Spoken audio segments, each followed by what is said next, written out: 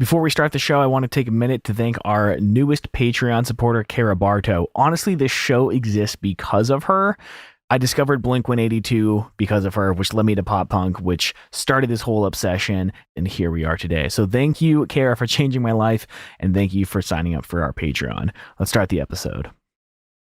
Pat, I've got a unrelated fun fact to start off this episode. You ready for it? Depending on how unrelated you mean by that, but I'm going to say yes. Let's keep it positive. Let's keep the momentum rolling. I'm very here for what you're about to say, and I'm preparing myself. I'm buckling up for the ride you're about to take us on. I'm saying buckle up hard, because this could not be any more unrelated. All right, here we go. On this day, March 15th, 44 BC, Julius Caesar was stabbed to death by Brutus. Oh. And now for something completely different, Can't Stand It by Never Shout Never.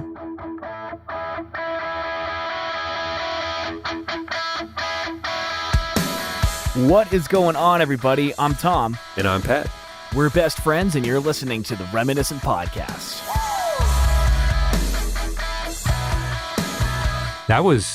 I'm excited to hear how that ties in.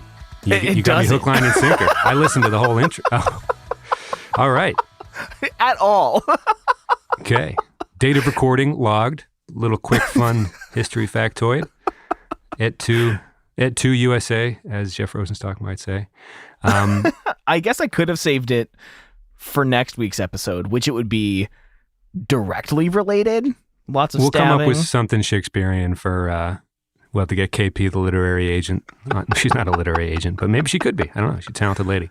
But this week, we're talking about that bubbly boy from Joplin, Missouri.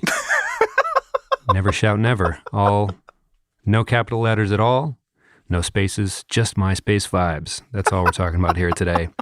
We're talking about a real barefoot, real grimy late scene, weird bridge to the folky 2010 stuff, maybe? Question mark. Got a great scene here to talk about. We got some things going on. Oh God, Pat, do we have hair? Oof. Whoa. I lusted over not this even hair. an oof like a woof, an oof like a yeah. You know what I mean? Oh yeah. Oof. Yes. Talk to me about the hair. Little flare, little oof. You know what I'm saying? Anyway. Scene here. Hey, okay. Also, yeah. So we talked about how to do the show because we wanted to, save the goods for last or whatever. But I think, let's just get into it. You had a musical project in your life with our occasional third co-host, Zach, that let's not beat around the bush at all. This is our tie to Never Shout Never. Christopher. He heavily inspired a very distinct musical portion of your life, I think. Oh, I mean, directly. So after the legendary band Four Under Par kind of broke up, Zach and I still wanted to hang out and make music. So we started an acoustic project, and I had only been playing guitar for about a year or so. And honestly, it meant a lot at the time for Zach to be like, you want to play guitar with me? And we covered Friday I'm in Love, and he let me take the little lead part, which honestly meant a lot because he was so much better at guitar. But I vividly remember 3 days over the summer. It probably would have been summer of 2000 and oh God, 7 or 8. I don't remember. I know my sister was in college at the point because I ended up having to sing harmonies on a song about my sister. I'd guess summer 08 heading into senior year if I had to guess. I think so, yeah. Everybody's got driver's license. You're walking around Erie on the sidewalk. No shoes or socks, just no shoes in sight, just vibes. So we had walked 2 miles with our guitars to this, what was that? Not an ice cream place. Maria's? Italian Ice. Yeah, an Italian ice place. It had a free shaved ice day for the first day of spring, but in Erie that was still 33 degrees Fahrenheit. But it was the spiritual start of spring for all of you Rust Belters. I think it's a regional chain, if I'm not mistaken, maybe a national chain. But it was pretty good shaved ice. Nice place to go after graduation. Get a little fill. Yeah, I really love that place. But Zach was just maybe we can play guitars and make some money. Hey, this is Tom in the edit. Just letting you know, the whole episode we talked about Maria's Italian Ice. It was actually Rita's Italian Ice. Quick correction, but back to the episode. So we went up to Maria's and walked there with no shoes. And on a past episode, I remember talking about this like orange like elastic and polyester, like really thin headband that I wore, and it kept my bangs in just the right place. It was so fucking Christopher Drew. And yes. we tried to make ourselves look as dirty as possible. That's what I'm talking about. There's a grindcore element to all of this, but not grind or any type of hardcore connotation. Grindcore. I think there's a legitimate bubble grime that was like that came, and I'm not even trying to like be that silly about it. I just think there's a legitimate no shoes. We are not clean. We are, but spiritually very happy, very bubbly, because that was the whole aura that you guys were recreating, and it was not a carbon copy necessarily, because as we'll get into the episode, I think it'll become clear that we're not like deep cut Never Shout Never enthusiasts or anything. But he was there. He was in the scene. You were aware from some song. Hey, whoa. Happy. I'm excited to unpack that. But yeah, this was a direct inspo. And from the hair to the feet, literally head to toe. I mean, head to toe. And we played, one of my favorite memories was we played Soco Amaretto Lime by Brand New. And we had like this set list of like 6 songs that we knew. And some guy in a car behind us, we just like sat on one of the parking curbs in the parking lot, and he was like, play Crack the Sky. And we were going to play it anyway. But when we did, he came out and gave us $5. And we were so thrilled, being like literal children making money. But we went back to that spot 3 days in a row and made like $250. And then we used that money. That's a good weekend at Maria's. Dude, it's really not that bad. And we used that money to pay for like an 8-song EP. And the project was called The Truce. And we put out an album called Nonsense. And I made the artwork in Microsoft Word from, of course, a photo I stole from Google.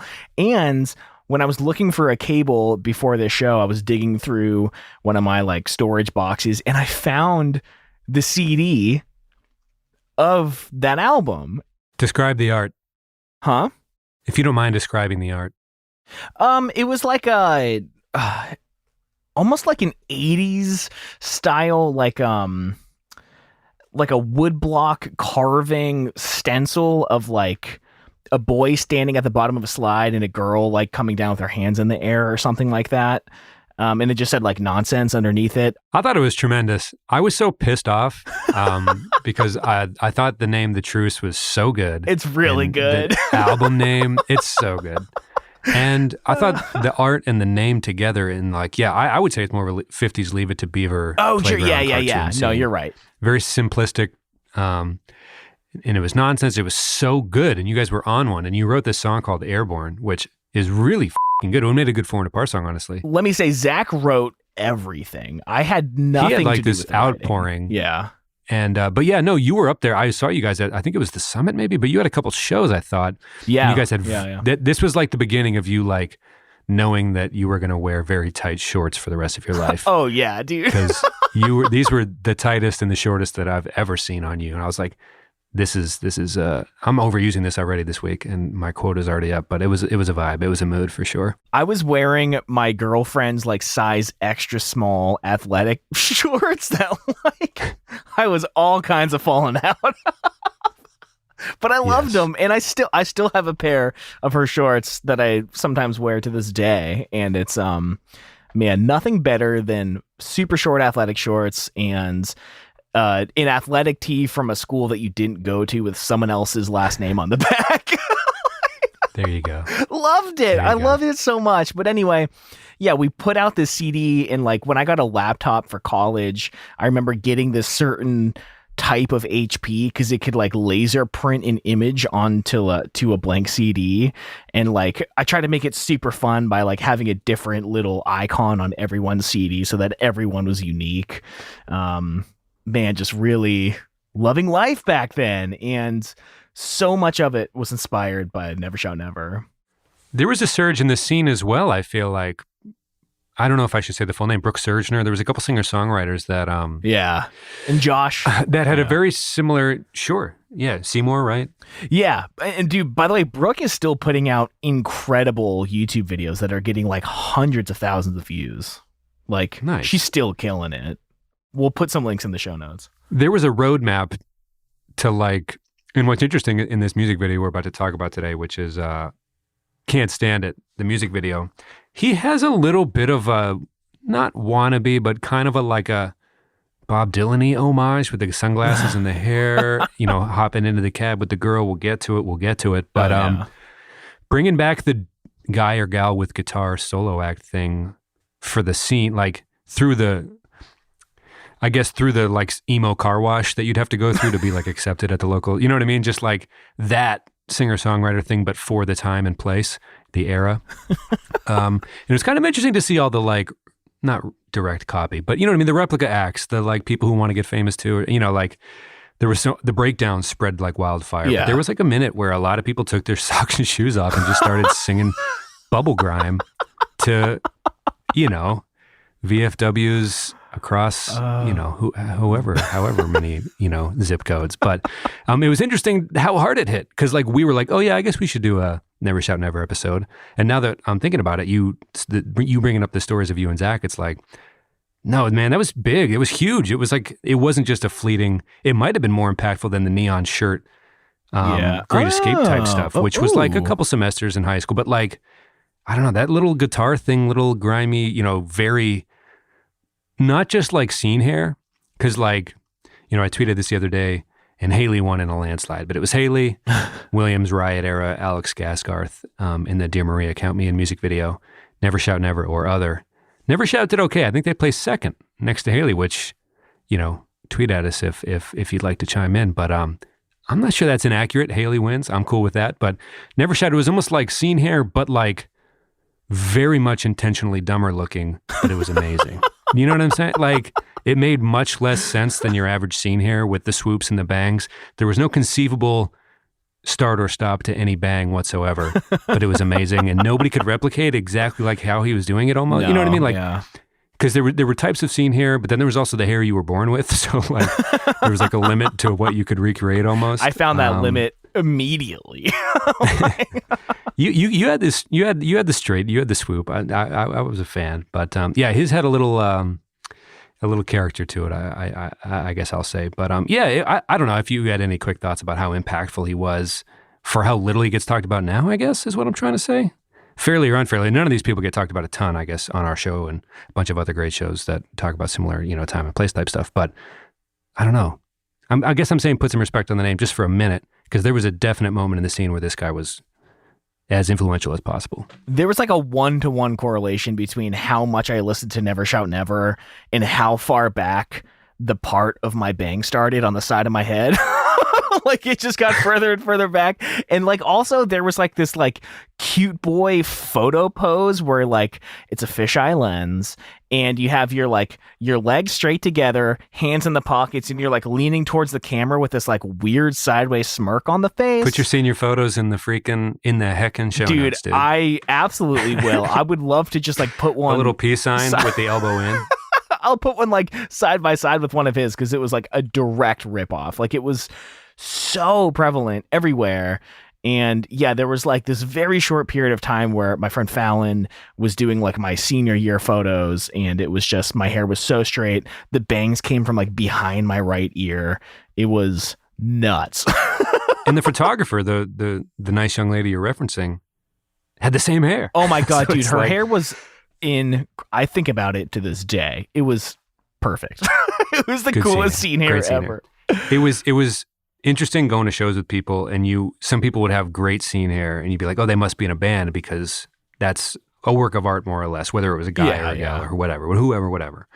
And then they wouldn't go up on stage that night, and you'd be like, they just look like that. Like, damn, that is some good ass scene hair.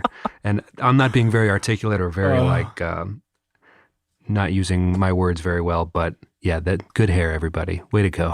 Good stuff. I don't know. It's just impressive. It's just like, damn, this is a very specific scene of individuals looking a very certain way. I remember our friend Tyler talking about how like he had this like solution of like part Elmer's glue, part bar soap, part water and stuff for like what he puts in his hair.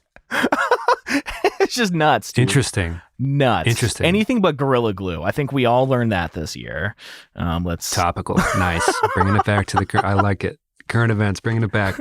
Hello, fellow youths. I tweet. Yes. I think, yeah, sorry, you caught me off guard. That was fine. Okay. We could not come up with whether or not we had seen him, Christopher Drew, the Missouri native. Yeah, I don't think had so. come through Erie or not, so I don't want to dwell on that too much, but I will say it definitely felt like he did, and maybe that's why it's in my head like that.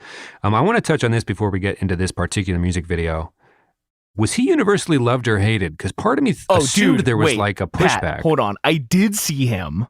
I just Googled it, and there was a Never Shout Never, the Let's Get Happy tour with the Scene Aesthetic, the honorary title, The Bigger Lights, and Hometown Heroes, Awaken North Wind. I think this was Awaken North Wind's first show, and I think I have the Scene Aesthetic sticker on my guitar case to this day from this tour. So nice. I have seen Never Shout Never. Thoughts? Is it rushing back to you? Not really. But I know that I saw this lineup, dude. I know was I was it like early decade dashboard sing-along stuff? Like, was it coming full circle to a degree? Like, were people, did they know the words, or it was just cool? Did they know he was famous? Any sensory glimpses coming to you? Honestly, like from my perspective, more people were there. I feel like for Awaken North Wind, I don't know. Was this their first show? It was a loyal scene. I'll say that. Like, people, there were people we were interested in, like if certain people like, hey, they got him to drum, it's like, okay, all right, let's see what they got. Radio City Empire, all right. Awaken North Wind, okay. For our fourth of individuals who are coming from area, yeah, it's like, not only will I watch the show, I can't wait to critique it to their face at Eaton Park later on. Getting real Erie specific there. But so he did come through Erie. So he was putting in the work, eventually a Warped Tour act, I would have to assume, and fairly certain. Yeah, was he universally loved, hated? I mean, part of me is just like, was he just kind of like a bubbly, likable dude? Part of me was, we'll go into maybe some of the YouTube stuff later, but generally met with bubbles for the first MySpace era, where he was just big, no spaces, no capital letters, taking photos that were built for the platform. Rivaling Dane Cook and MySpace fame. He was definitely a MySpace act, doing it right. Kind of lay down some infrastructure to show people how they could maybe do that and use that stuff better. But yeah, I don't know if you had any thoughts on that real quick, but I guess everyone just liked him. Yeah, I don't know. I mean, I feel like there aren't many pleasures in the music scene that I feel guilty about, but I think this was one of them. And this is one that it was like windows down, but everyone's in traffic screaming along to this song. I feel like, I don't know, people like felt like they had to make fun of it, but also like they kind of knew every word and stuff. I do remember one time I was like driving back, or I was riding back with my ex Hannah and her mom, dad, and sister in their like green Honda Pilot or whatever in the back. And for some reason I was in charge of the music. And at this time I was listening to like a lot of Under Oath and Chiodos, Inhale, Exhale, The Chariot, Norma Jean, stuff like that. So I had to find something that was like family friendly. And this was the first thing that came to mind. And it would have been some of his like earlier EPs. Every single song name is leaving my mind. The check 1, 2. Here Goes Nothing. There you go. And all of a sudden feeling very self-conscious about what everyone in the car was listening to at the time, knowing that it came from... Did they say anything? No, but it was real quiet. Because it was so over the top, cutesy wootsy, what is bubble grime? Or no, grimecore? Bubble grime. Yeah, bubble grime. Whatever it was very much that to the nth degree. We talked about Patrick Stump being 11 out of 10 Patrick Stump in the Dance Dance video a few weeks ago. Whatever Never Shout was, it was 11 out of 10. Yeah, yeah, totally. Especially the Can't Stand It. Oh man, we've been just obsessed with retroactively obsessed with King for a Day Oh my by Pierce God. DeVale, and Kellen Quinn singing words certain ways. Is Nevershout the king of the singing in a scene influence type way, or is that just how we sing? I'm always curious about that with certain vocalists, but this song especially, again, I'm not saying it's bad. I'm saying whatever it is or was in the way he was saying it, it was very much an extreme version of that thing. But we should do some fast facts maybe, or unless you're about to. Oh, I was just gonna say, like, a lot of people like to like talk about Tom DeLonge as the guy that pronounces his vowels super weird. It wasn't just him. Yeah. So how about you back the off, people? Yes. Once an episode, we have to defend Tom DeLonge. And there you go. Drink, everybody. Okay. Couple fast facts. Like we said, Joplin, Missouri, 2007. He was 16 when he started Never Shout Never! ! No capitals, no spaces. All-timer MySpace act, July 2008. He played Big City Dreams on TRL before touring with Hello Goodbye and Ace Enders. I think you mentioned Hello Goodbye earlier. Similar acts to a certain degree. Toured then, and this shows how chaotic the scene was, I guess, with bands like We the King and Forever the Sickest Kids. Forever the Sickest Kids, there was a softer edge to them, but they could get down as well. And then 2009, this is when everyone's worlds changed. Yeah. He signed with Warner Brothers. Good for him. Warner they made him put Brothers. Spaces in the title. God. It was very interesting, right? Yeah. But yeah, Spaces in the name now, and came out. We're going to talk about a song on the first album that came out after that signing. The new stylization of the name came through, but the debut album, kind of post MySpace era, Never Shout, was produced by a name we recognize, Butch Walker. He's coming up a lot lately. He appears to have a backing vocal credit on the album as well. But we referenced him in the Bowling for Soup Girl, the Bad Guys One episode, and he's been around here and there. He's done like Taylor Swift, Avril Lavigne, all kinds of people like co-writing and all that kind of stuff. Big name for sure. Yeah. He's starting to get into the Neil Avron territory of just people we mention a lot lately. Good for Butch Walker. Anyhow, the album launched and he toured Warped Tour 2010, and What Is Love debuted at number 24 on the Billboard 200, which is pretty good, man. Yeah. For like a solo artist in this weird, obscure genre that just happens to be an outlier of whatever scene this is. It's pretty damn good. And something, I don't know if it's like an old-timey musical theater thing, but it seems like people from Joplin, Missouri should be like shoeless baseball players from like the late 1800s. But I guess the shoeless thing is there. But yeah, no, there's something about people from Missouri. It's like, oh, is it an old-timey baseball player? It's just like, no, actually, he's a late scene bubble grime acoustic act. Hey everyone, I hope you're enjoying this episode, but let me briefly step in here to thank our emo elders. These are our top tier Patreon supporters, the Council of Elders. In this group, we have Andre Prevost, Johnny Leftwich, Jason Carey, Chris Lukey, Anonymous, and J.W. Johnson. Thank you all so much for being here and contributing. It truly means the world to us. And thank you to everyone who is a Patreon supporter of this show. If you'd like to join Patreon, you can check it out at patreon.com/reminiscent.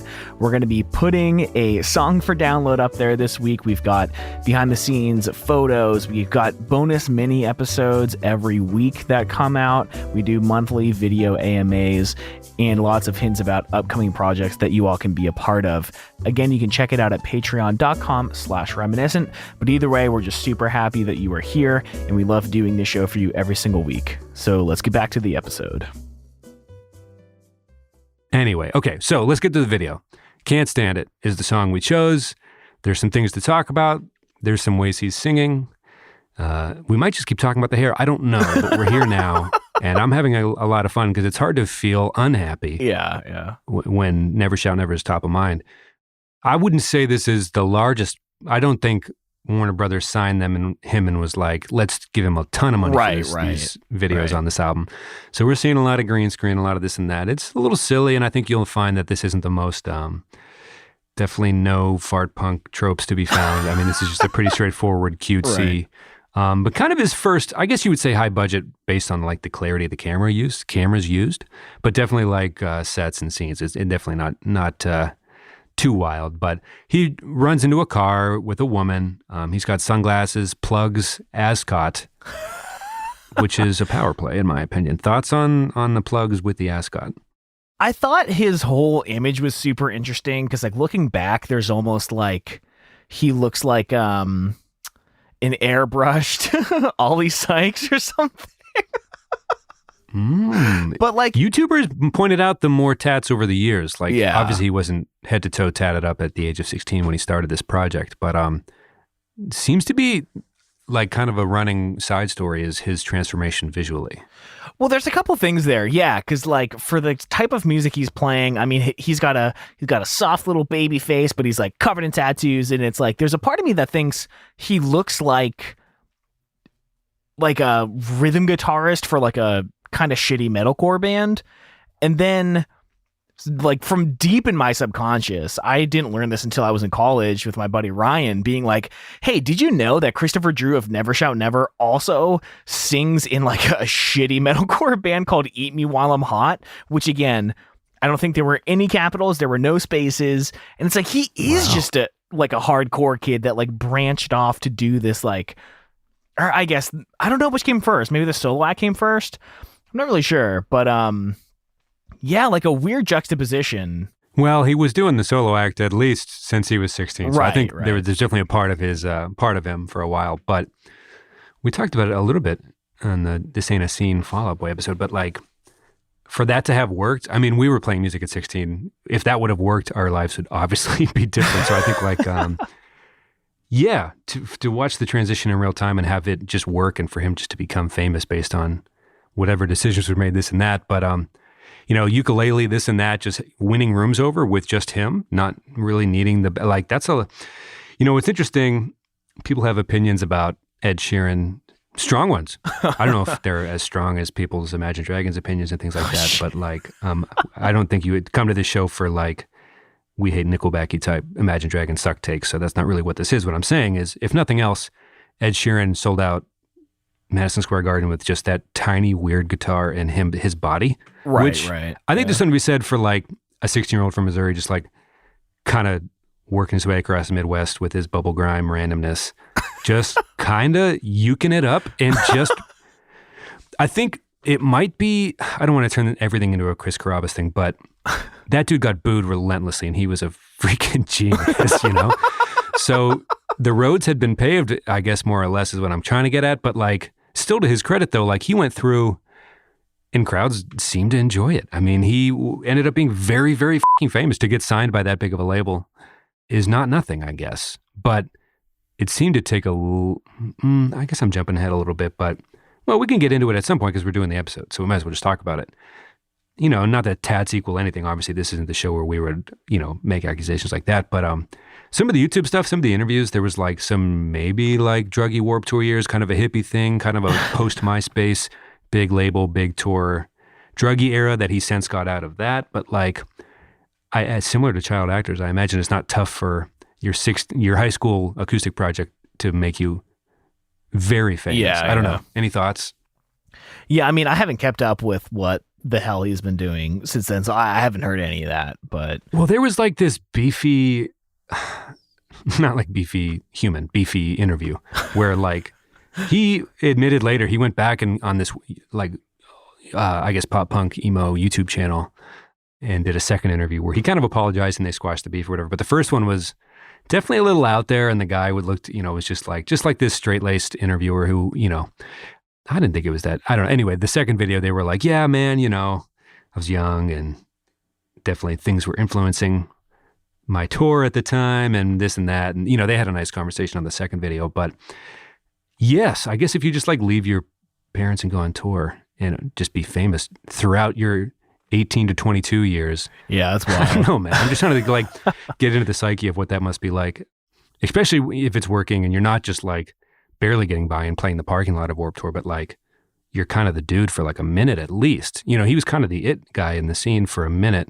And please correct me if I'm being too over the top, but his moment, whatever that moment was, it felt huge, but I don't want to just be playing it up for the episode or the show. So correct me if I'm like saying he was bigger than he was, but it felt pretty big. I don't know.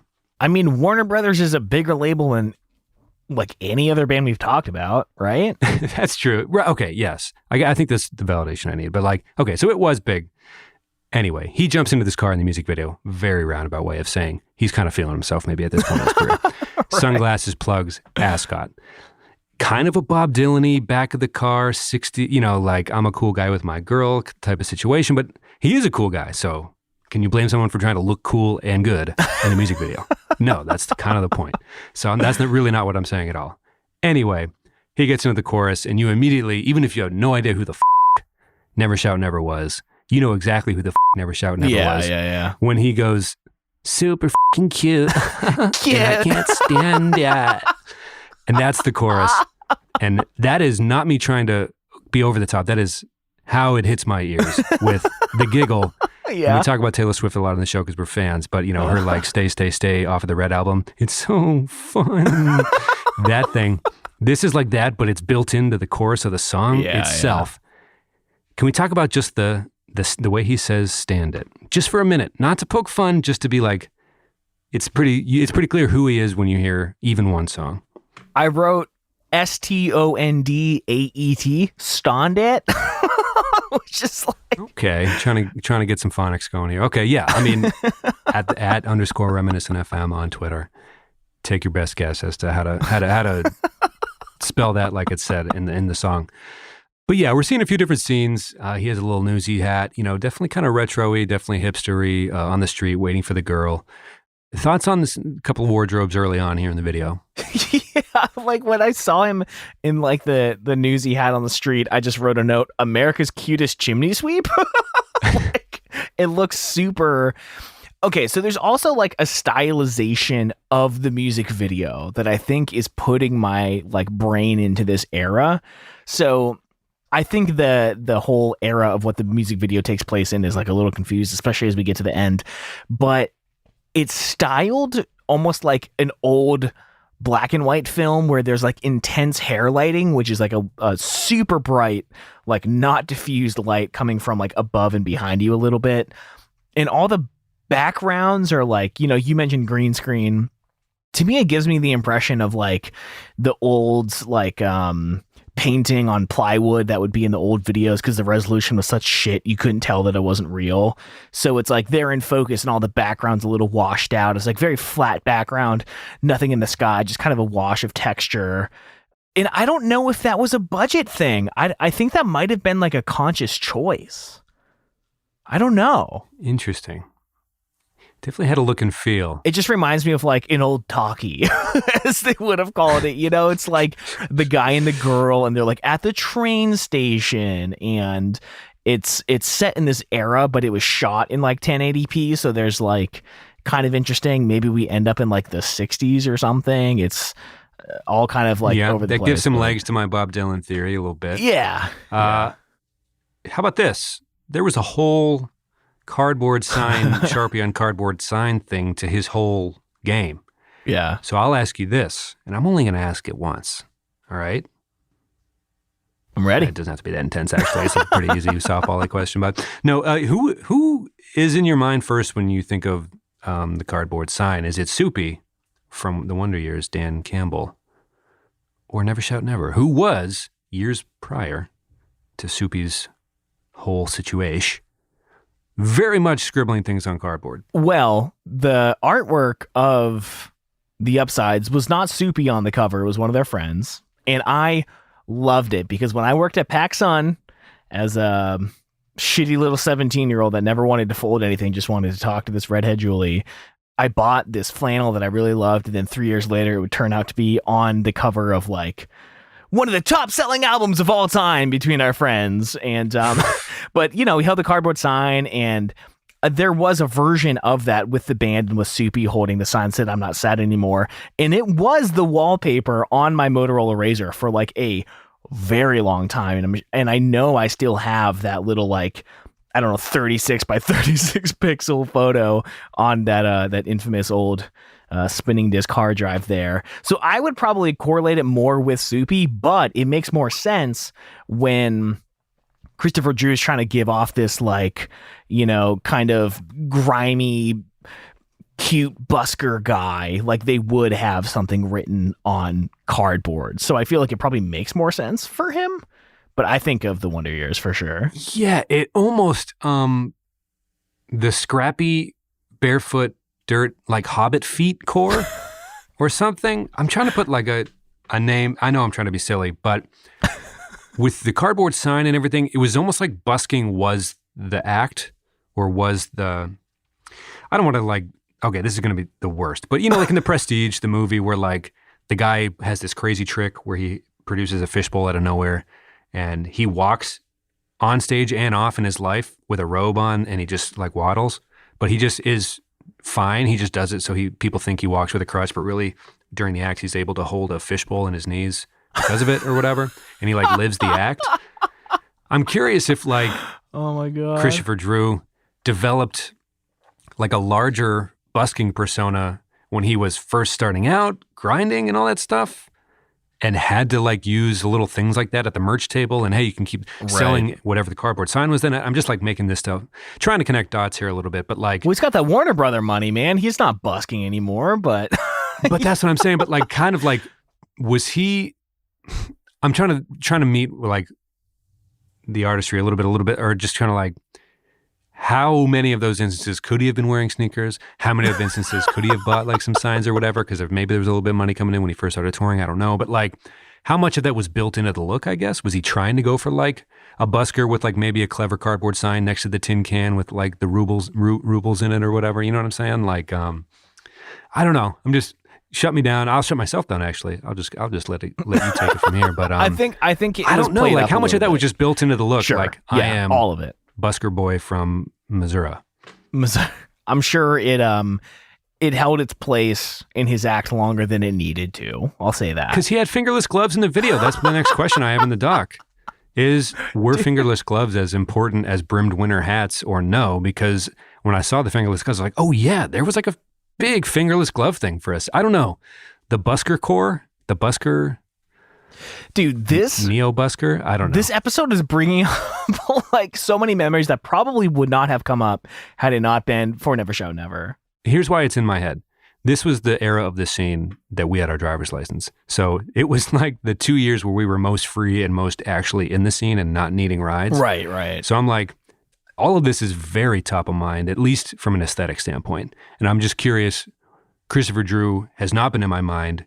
I have not been attributing any of these aesthetic things to him at all, but I'm realizing he probably played a bigger role, at least for us personally, because of those 2 year post-driver's license, still in high school, still in our hometown era. Just trying to connect the dots in my own mind, and I appreciate everybody sitting through that. Let me tell you a story about how important fingerless gloves were to me. Please do. So the Edinburgh Hangout, right? It was like this loosely Christian place that had like lots of great events and like just the best shows ever. It was 14 miles south of Erie. And like you said, we probably had cars at this point, and we didn't have cars. We had licenses and, we could borrow one, but there was something happening at the Hangout that was called like Trade Fest or like Peace Fest or something. And there were like the cutesy wootsy singer-songwriters playing on, it was an old movie theater that was like there were two theaters, and on the right side was the main venue. On the left side was like a hangout space, and they were having like people just brought in shit they didn't want, and you can trade it for other people's stuff. And I brought in so much stuff, and what I ended up with at the end of the day was a brimmed winter hat and fingerless gloves. And this, like, I've been looking for so long for like one of those shiny vests, but not like a puffy one, but a shiny vest.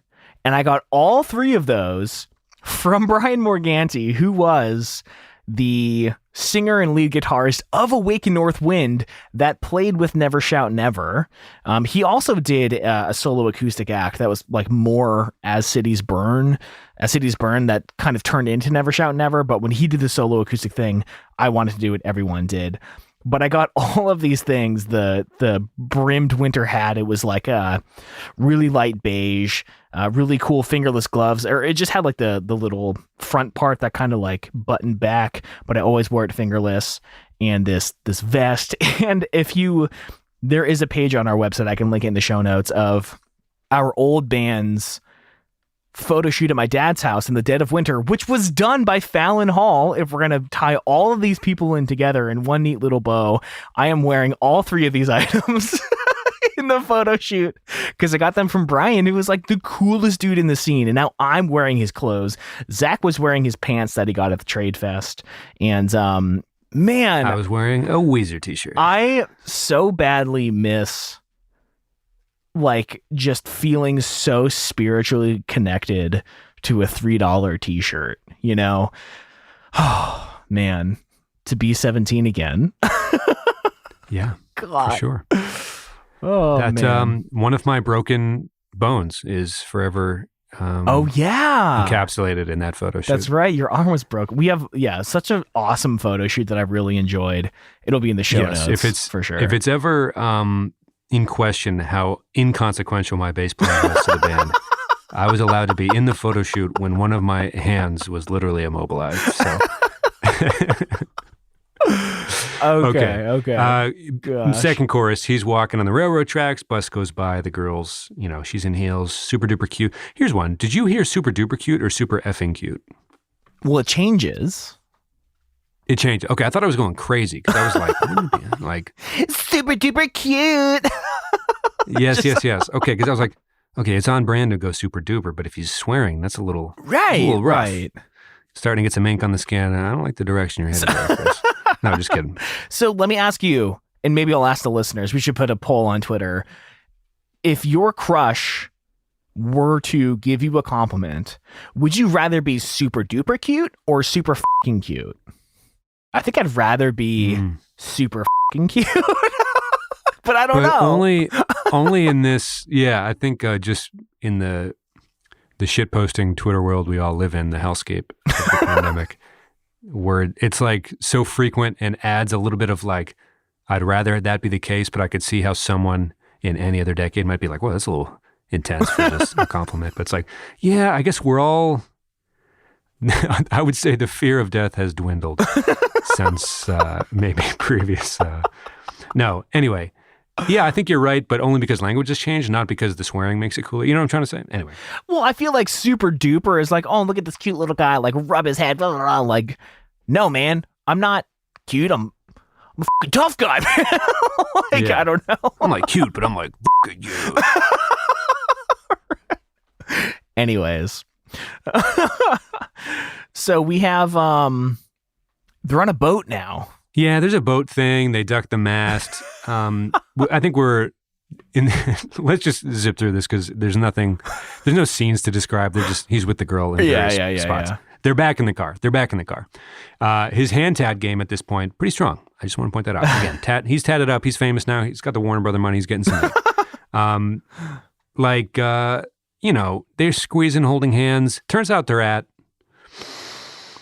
Let me ask you this question first, because we're about to end this episode quick, but I wanted to get this question in. Mm-hmm. Can you think of, they put the camera on a very tightly interlocked finger hand squeeze. Yeah.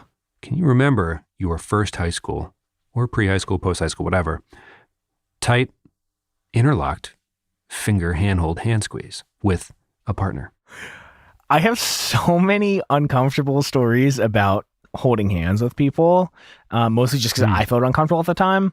I can tell you the first time I ever held hands with anyone, her name was Bethany. I think it was 6th grade, and we were watching Daddy Daycare at the Dollar Theater downtown in Erie. And so lots of... That was the best Erie Mad Lib possible, man. I had no idea where that was headed at any given point. We were watching, yes, Daddy Daycare, yes, at the Dollar Theater, yes, nice. And nice.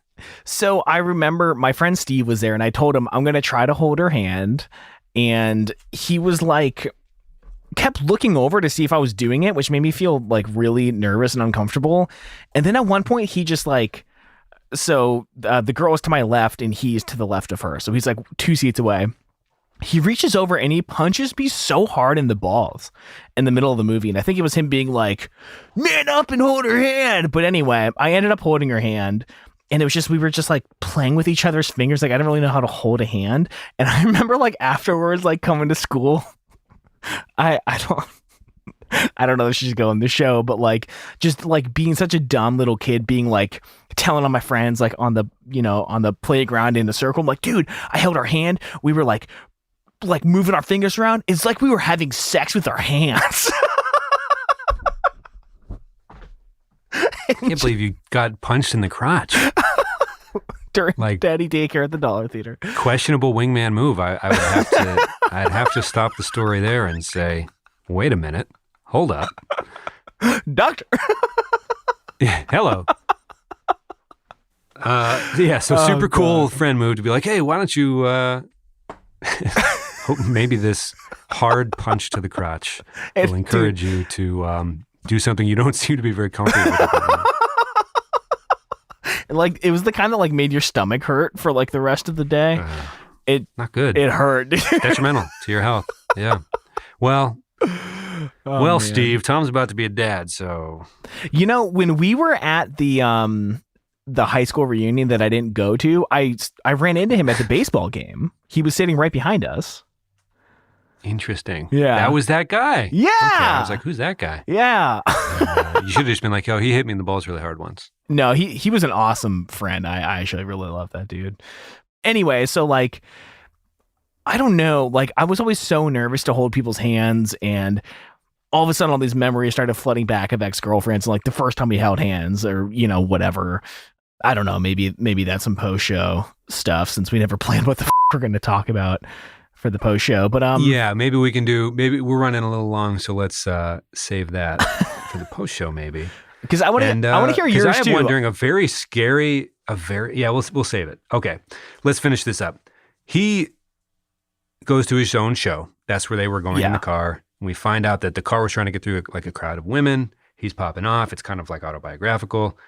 He grabs a guitar. She sits in the crowd. She's like, "Oh, he invited me to the show. I feel pretty good about this." And yeah, he starts playing, and all is well. In closing, kind of a sweet little thing. And I could be talking about him, the music video, or his career, any of those things with that statement.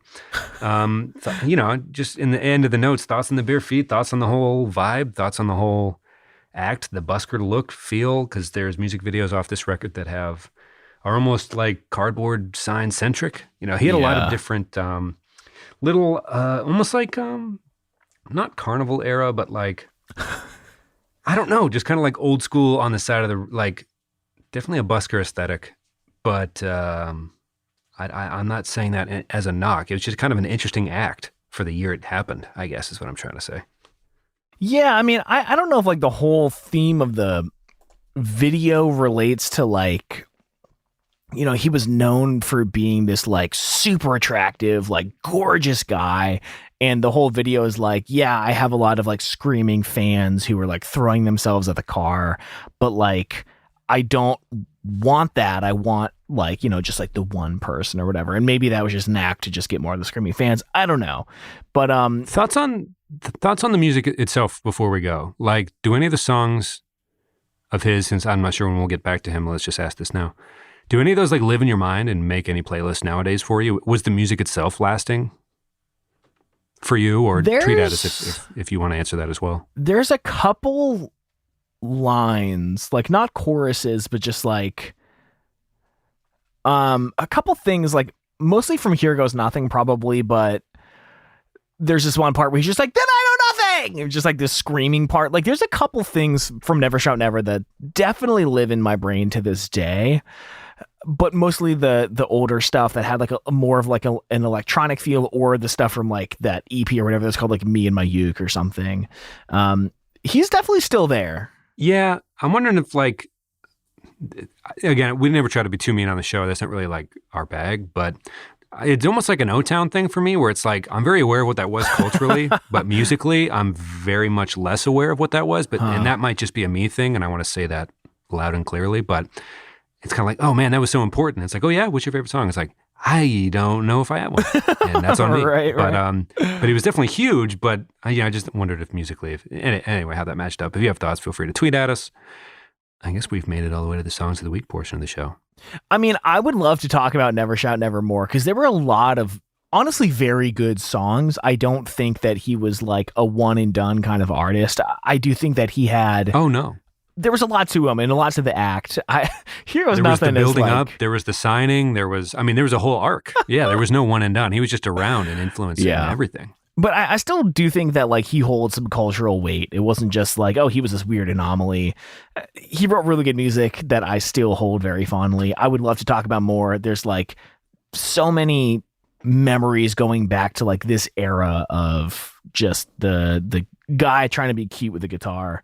It was also the soundtrack to one of the best relationships to that point in your life. Yes. I would have to say. So I'd imagine it would hold, for a lot of people, that level of crazy nostalgia, very special place. So my apologies for attempting to downplay it or associate anybody with O-Town for that matter. There's also, I was doing a solo acoustic thing where I was writing music like this in college. And I thought maybe our Patreon supporters should get a couple of those recordings of 19-year-old me just squeaking into a microphone. Horrifically embarrassing, but also I'm still like weirdly proud of it. Put up Airborne by the Truce on there because I think that song honestly slaps. Zach was still in his like 3-year period of just pouring shit out. Yeah, prolific as I'll end the episode with Airborne to all the listeners. I'll put it up for download with Zach's permission, I guess. Imagine eating Italian ice on a balmy 42-degree gray day in Erie, but everyone's ready for summer. We've earned summer at this point. Eating some shaved ice, listening to two teens with headbanded up, but no socks to be found. Anyway, songs of the week. Yeah. So, give me Oh no! No! Whoa! My good friend, please go. Yes. No, you go first. All right. So Eternal Boy put out a new song for their upcoming album called 30 something. They used to be called the Space Pimps. They're from Pittsburgh, and like they played a couple shows in Erie in like 2007. Fell in love with this band. It's awesome that they're still making crazy good music.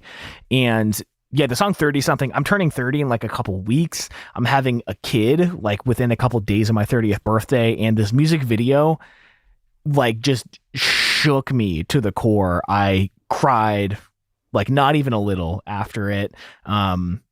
Really, really great band. Like if you love like Take Off Your Pants and Jacket era Blink-182, this band like just does that album after album so fucking well. But yeah, this week, 30 something by Eternal Boy. Really excited for their album coming out at the end of April, I think. Nice. This is off of your I'm Moving from Colorado playlist. Someone DM'd us just to make sure we heard it. It was Jacob. He said, did you ever get around to listening to Acolyte by Slaughter Beach Dog on their album Birdie? And it was one of the add-ons to that playlist. And the answer is yes. It made my like several rounds of cuts as I tried to work down my way through all of the music. I think it was 20 hours at some point? Or it was 26 hours, I think. Yes, it was an insane amount of audio, like just time-wise. Anyway, Acolyte by Slaughter Beach Dog. Very nice, very tasty, very smooth, very good. So to answer your question on air, yes, I liked it, and I'd recommend it. It's my song of the week. Awesome. Well, we'll close the show out with Airborne by The Truce. We'll put it up for download in the Patreon. And heck yes. I might listen to the show just for that reason. I listen every week, but like I'm amped. Yeah, we both record it and then listen to it every week, which is... I'm proud of it, man. And I'm proud of a lot of the stuff that I've created with you my entire life. Like, it's so fun to like listen back to, God, we should put the old 400 Par songs up. I want to remix those and put those up. We should do more of that, I think. Yeah. Yeah. Depending on what influence. If we do a Cartel episode, we'll put up the Cartel song. All right. Awesome. Anyway, thanks for listening, everybody. We love you. Tom, I love you. Love you too, man. Love you all. Talk to you next week. Bye. All right, friends, I hope you dug that episode. It was super fun to talk about Never Shout Never. I can't believe it took this long. This whole like cute boy acoustic thing totally, I feel like, took over the genre for a minute, and I definitely tried to get in where I could. Maybe I'll post some of those songs in our Patreon. Please hit us up on Twitter at _reminiscentfm and talk to us about this episode. Did you ever see Never Shout Never live? Did you have a solo acoustic project? We gotta know. Thank you all so much to everyone that listens, everyone that supports the show. Make sure to stick around a few more minutes for Airborne, and we'll talk to you next week. Bye, everyone.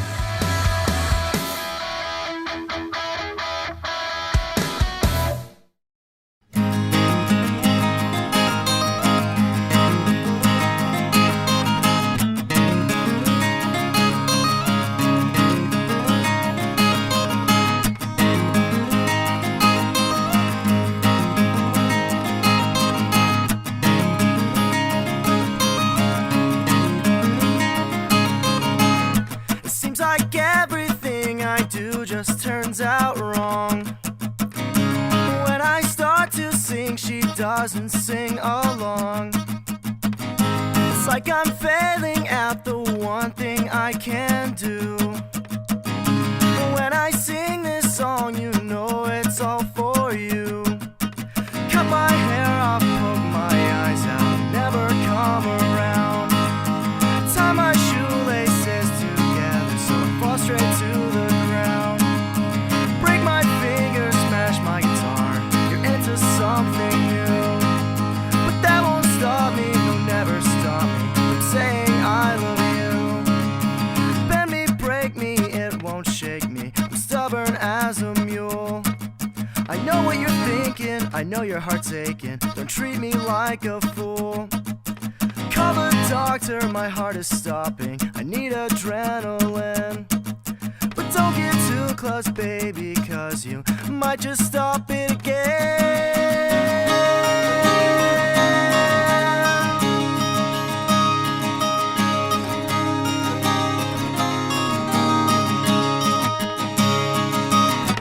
Cut my hair off, poke my eyes out, never come around. Tie my shoelaces together so I fall straight to the ground. Break my fingers, smash my guitar, you're into something new. But that won't stop me, will never stop me from saying I love you.